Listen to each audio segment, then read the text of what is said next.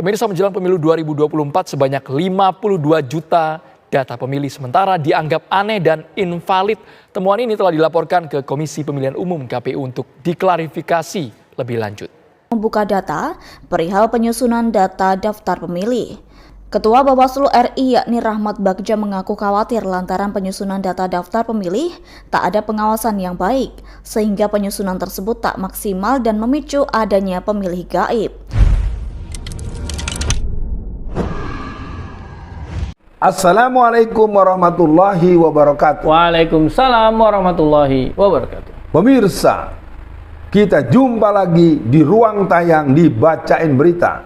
Kita akan ikuti terus berita-berita yang membuat kita mengerti jalan cerita. Di Bacain Berita berikut ini, Bung Kameramen, ayo dong. Ya, Bung Alfian, kali ini kita akan baca berita. Ya, lagi-lagi nih Bung Alfian, lucu-lucuan tapi serius-seriusan tapi berbahaya juga untuk negara kita, Bung Alfian. Saya coba akan bacakan beritanya agak lengkap sedikit. Pertama dari tv1news.com, judulnya ditemukan 52 juta data aneh, KPU diminta klarifikasi daftar pemilih sementara.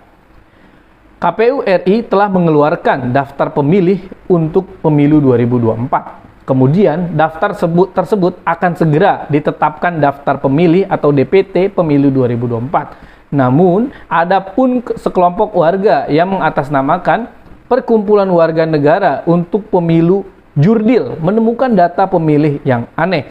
Oleh karenanya, perkumpulan warga tersebut berkirim surat ke KPU untuk meminta penjelasan dan klarifikasi atas temuan 52 juta data aneh dalam daftar pemilih sementara pemilu 2024. 52 juta, Bu Alfian, tidak sedikit. Nah, kemudian langsung saja Bu Alfian saya bacakan dari Kompas. Judulnya adalah KPU bantah temuan 52 juta data pemilih aneh. KPU memastikan data pemilih ganda dan invalid tidak akan tercantum dalam daftar pemilu tetap pemilu 2024. Bagaimana respon awalnya, Bung Alfian? Bismillahirrahmanirrahim. Pemirsa, saya Alfian Tanjung. Saya aktif dalam gerakan praktis politik dari tahun 82 sampai 2017. Sekarang masih aktif, tapi posisi saya adalah hari ini membersamai seluruh calon-calon yang akan maju, baik legislatif maupun yang maju di pilkada, termasuk dukungan penuh kepada pilpres tertentu.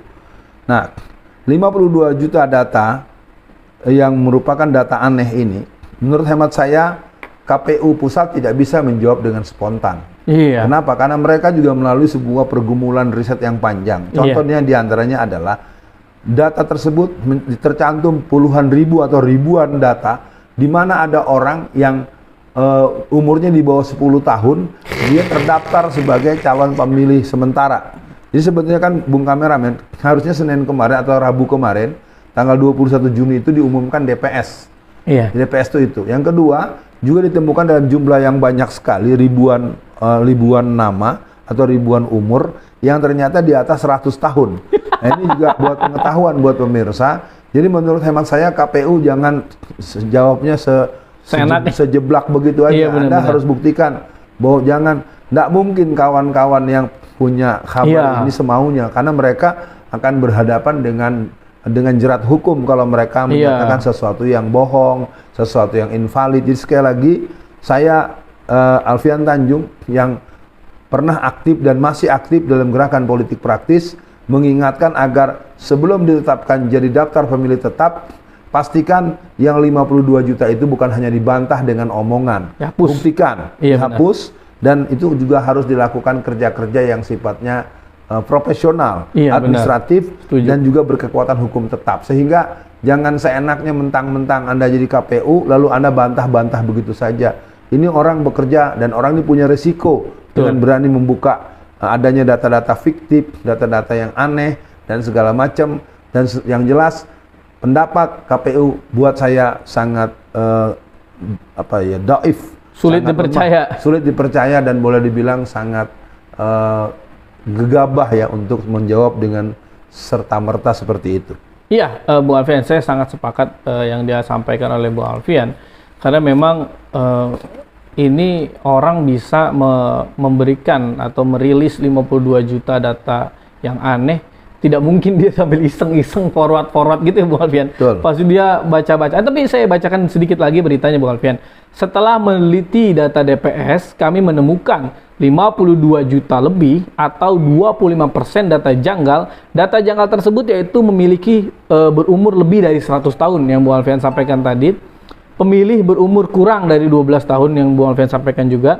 Pemilih memiliki identitas yang sama. Pemilih memiliki RT 0, pemilih memiliki RW 0, pemilih memiliki RT dan RW 0. Wah, ini benar-benar kurang ajar. Tapi Bung Alfian, kalau kita melihat sistem berpikir orang curang, mungkin 52 juta ini udah cukup menjadi bekal untuk kecurangan mereka Bung Alfian. Ini kalau mereka ingin curang ya Bung Alfian. Nah, ya gimana Bung Alfian melihat atau baiknya gimana nih Bung Alfian? Ya, menurut saya begini, pemirsa, ini merupakan kasus serius dan KPU tidak boleh menjawab dengan sambil lalu begitu. Iya. Itu pertama ya. Yang kedua, saya ingin memberikan satu pengkhabaran penting didengar bahwasanya pencalonan presiden kan orang sudah tahu mengerucut pada 3 nama. Iya. Anies Baswedan, Pak Prabowo dan Pak Ganjar. Dan ada satu polling yang sangat bagus ya, sudah 3 kali dilakukan dalam waktu beberapa bulan belakangan ini yang dilakukan oleh ILC, oleh Bang Karni Ilyas sebagai presiden ILC, bahwa ternyata polling tersebut masih di atas 80%, terakhir polling terakhir itu 83% untuk suara Pak Anies Baswedan. Kenapa saya sebut begini Bung Kameramen? Ini sebagai catatan bahwa orang bilang dengan mekanisme ilmiah, dengan prosesi ilmiah, bahwa polling juga merupakan satu ikhtiar yang ditempuh. Sehingga jangan Anda mengumumkan semaunya, apalagi ada yang lucu Bung Kameramen bahwa Anies Baswedan itu katanya elektabilitasnya nomor 3. Nah kalau orang bakalan juara 3, lo kenapa pusing? Kenapa lo takut? Kenapa lo bingung? Kan gitu ya. Nah kembali kepada data aneh ini, menurut hemat saya, pada tim yang pernah melaporkan, lakukan penjagaan data ini dan pengontrolan. Apakah dari proses, boleh jadi nanti kalau dilakukan sistem pelaporan yang lebih sistematis, angkanya bisa bertambah. Betul. Ya, walaupun kita tidak ingin seperti itu, tapi bisa bertambah nanti angkanya. Dan untuk ini, sebelum disahkan menjadi DPT, pihak-pihak terkait, apakah perwakilan partai atau pihak-pihak yang punya otoritas untuk ini, agar Anda ingat, pertanggungjawaban Anda bukan hanya di dunia. Anda akan berhadapan dengan kemurkaan Allah di Yaumul Masyar, Yaumul Jaza, Yaumul Bats. Dan juga saya ingatkan, Ketua KPU juga namanya nama pendiri organisasi besar di negeri kita. Agar sesuaikan nama Anda dengan kebijakan yang Anda berikan, sehingga pemilu berjalan secara adil, pemilu berjalan secara transparan, dan pemilu berjalan sesuai dengan peraturan yang Anda keluarkan sendiri. Begitu Bung Kameramen. Iya, Bung Alfian. Wah, ini benar-benar KPU nih. Jadi Bung Alfian, mantan Kasat Kowil Banser Jateng Hashim Asyari jabat Ketua KPU RI. Wah, Ketua KPU dari Banser ya teman-teman, perlu kita catat ini. Nah Bung Alfian, saya menangkap apa yang Bung Alfian resahkan, karena si pelapor ini Bung Alfian juga mengkhawatirkan. Ia mengkhawatirkan jika DPS aneh itu tidak dikoreksi dapat membuka peluang disalahgunakan pihak tak bertanggung jawab untuk berbuat curang. Dulu LP3ES melakukan audit data pemilih dengan mencocokkan DPS kepada warga pemilih secara langsung dan juga melakukan pengecekan warga pemilih kepada DPS. Dendi mengatakan, audit DPS yang dilakukan pada saat Pilpres langsung pertama kali tersebut berkontribusi besar pada koreksi atas DPS sebelum menjadi DPT. Jika KPU pada 2024, pemilu 2024 bisa membuka DPS secara lengkap sehingga publik bisa melakukan pengecekan, kenapa KPU sekarang tidak bisa melakukannya?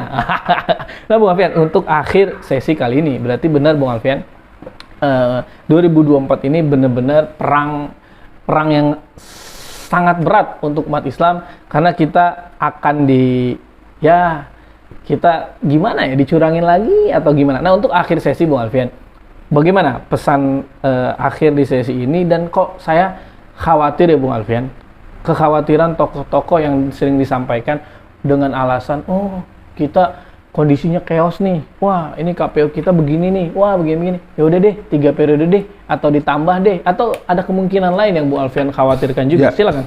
Sementara mungkin untuk persiapan people power pada Bang Rizal Fadilah dan juga teman-teman yang ada, teruskan saja. Saya mencoba mengawal proses ini. Yang jelas buat pemirsa seluruh tanah air, pemirsa di Indonesia, memang pemilu 2024 ini bayang-bayang curang, bayang-bayang uang, dan bayang-bayang operasi-operasi yang menimbulkan orang kehilangan nama baik, kehilangan nyawa, segala macam. Maka untuk proses hukum, untuk urusan-urusan pemilu 2024, kita sebaiknya melakukan hubungan yang semakin intens dengan Allah Subhanahu wa Ta'ala.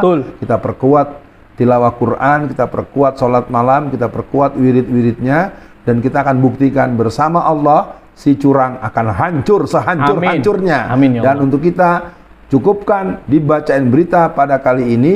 Assalamualaikum warahmatullahi wabarakatuh. Waalaikumsalam warahmatullahi wabarakatuh.